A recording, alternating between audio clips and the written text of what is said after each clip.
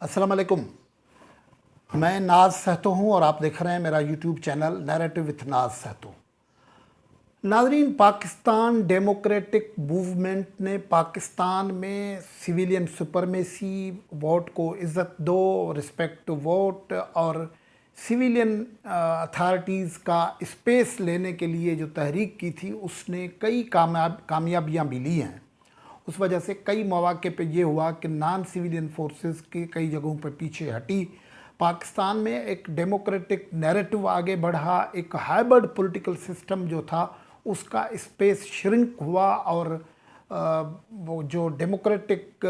Peoples participation से democratic spirit होता है उसको एक जगह तो मिली, लेकिन उसके नतीजे में जो उसके समरात थे वो ऐसे नहीं थे कि लोगों को फौरी तौर पर कोई रिलीफ दे सकते। हुकूमती सिस्टम वही रहा, महंगाई का मामला वही रहा, गवर्नेंस का मामला वही रहा और इमरान खान की हुकूमत जिस तरीके से आवाम के मुखालिफ इक़दामात उठाती रही, महंगाई का मामला हो, पॉलिसीज़ का मामला हो, स्टेट बैंक की खुद मुख्तारी का मामला हो, IMF से कर्ज़ों का मामला हो, ज़्यादा लोगों पे टैक्सेस लगाने का मामला हो, उसमें कोई रिलीफ तो नहीं दे सकी। लेकिन हुआ ये था कि कई जगहों पे PDM की तहरीक की वजह से एक ऐसे पॉलिटिकल स्ट्रक्चर के फीचर ज़ाहिर होने लगे थे कि मुस्तकबिल में जब चीज़ें डील होंगी, डिलीवर होंगी तो उनसे शायद आवाम के लिए कोई उम्मीद बन सकती। लेकिन फिर ये हुआ कि जो पार्लिमानी पॉलिटिक्स है उसके मुख्तलिफ मज़हर भी होते हैं। हमने देखा ज़िमनी इलेक्शन तक तो खैरियत रही, PDM में कोई इख्तलाफात नहीं हुए, लेकिन बाद में सेनेट के इलेक्शन और सेनेट के चेयरमैन और डिप्टी चेयरमैन और फिर लीडर ऑफ अपोजिशन के मामलात पे PDM उस जगह पे जाके पहुंचा है जहां अब कई मुबस्सरीन के ख्याल में PDM का वजूद बाकी अमली तौर पर नहीं रहा है, क्योंकि इस वक्त कम अज़ कम दो ग्रुप्स जो हैं वो PDM के अंदर एक दूसरे के सामने हैं, मुतारिब हैं, और जो PDM का सरबराह है वो बिल्कुल ही खामोश है। इसलिए इस किस्म के इशारे भी मिल रहे हैं कि क्या अब PDM का सरबराही इजलास होना मुमकिन हो पाएगा या PDM का ख़ात्मे का रस्मी तौर पर भी कोई ऐलान नहीं हो पाएगा। इस हवाले से हम गुफ्तगू करेंगे, लेकिन गुफ्तगू को आगे बढ़ाएं उससे पहले आपसे गुजारिश होगी कि ये वीलॉग आप देख लें। अगर पसंद आते हैं तो यूट्यूब चैनल नैरेटिव विथ नाज सहतो सब्सक्राइब करें, वीलॉग देखें, लाइक करें, कमेंट करें, शेयर करें। तो नाज़रीन, हम गुफ्तगू ये कर रहे थे कि PDM की हासिलात तो बहुत बड़ी थी, जो अगर देखा जाए मिसाल के तौर पर उन्होंने मोबिलाइजेशन की, पाकिस्तान के अंदर पॉलिटिकल फोर्सेस के अंदर जो मिसअंडरस्टैंडिंग्स थी उनको करीब लाया, एक स्ट्रीम लाइनिंग की, ये वाज़ेह किया कि पाकिस्तान में कौन सी पीपल्स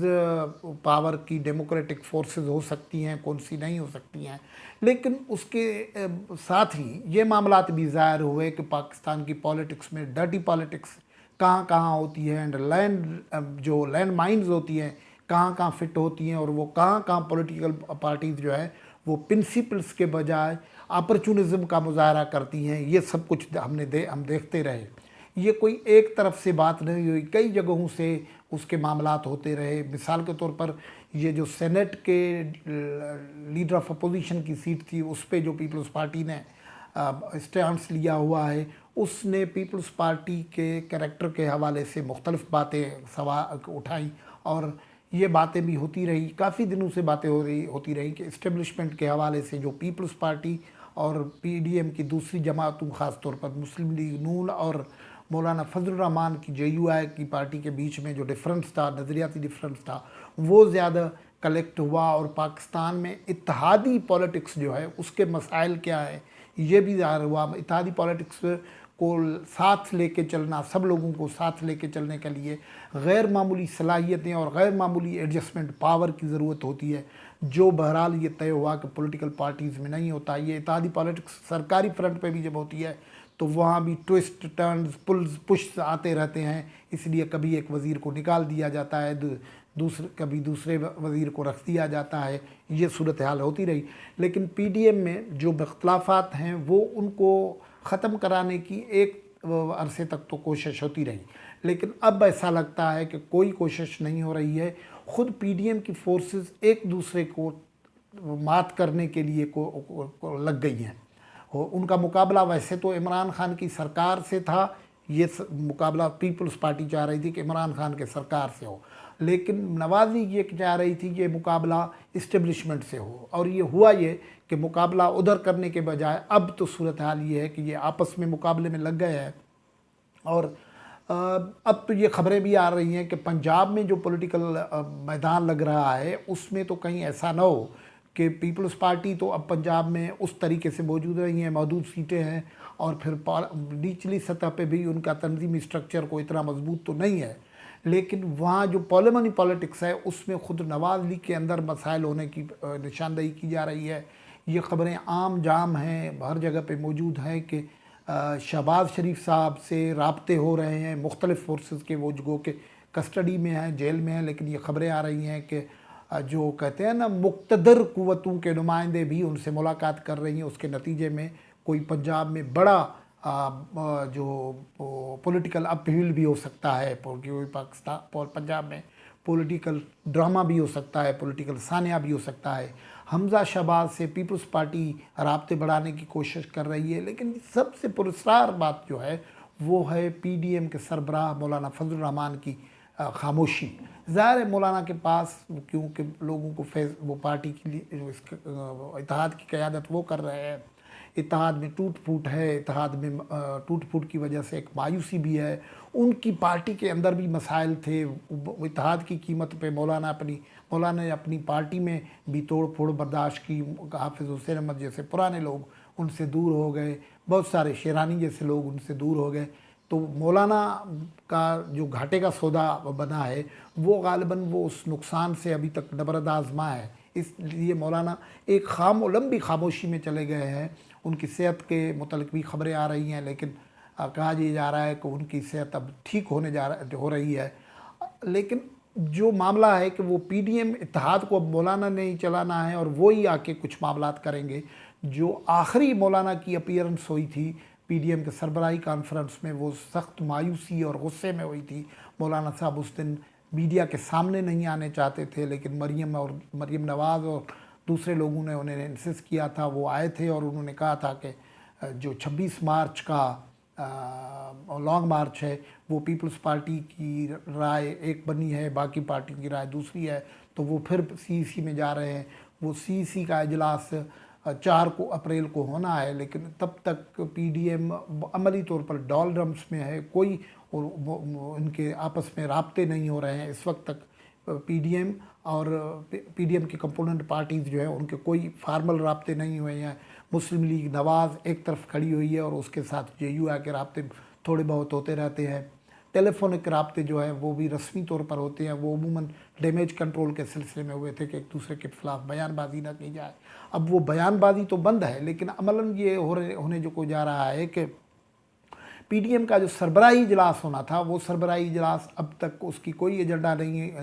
ہوئی، کوئی تیاری نہیں ہو رہی ہے. اور عملی طور پر کئی مبصرین اس خیال کے ہیں، صرف مبصرین نہیں، ہماری بات ہو رہی ہے جے یو آئی کے اندر، مسلم لیگ کے اندر،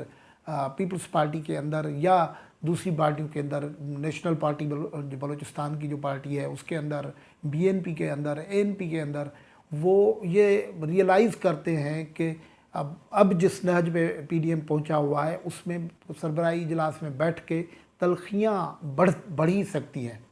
اور ان کا تلخیاں کم ہونے کی کوئی شکل نظر نہیں آ رہی ہے. تو اس وقت بیک ڈور پہ یہ کوشش ہو رہی ہے کہ جو پی ڈی ایم کے سربراہی اجلاس اگر کوئی بلایا جائے تو اس سے پہلے کامن گراؤنڈ ڈھونڈے جائیں، کیونکہ اب تو ہر جگہ اختلاف نظر آ رہا ہے نا. مثال کے طور پر جو مسلم لیگ ہے وہ کہتی ہے کہ یہ اسٹرگل ہونی چاہیے اسٹیبلشمنٹ کے خلاف، اور جو عمران خان کے جو سلیکٹرز ہیں ان کے خلاف. پیپلز پارٹی یہ کہتی ہے کہ ہم اقتدار میں جائیں، عثمان بزدار کو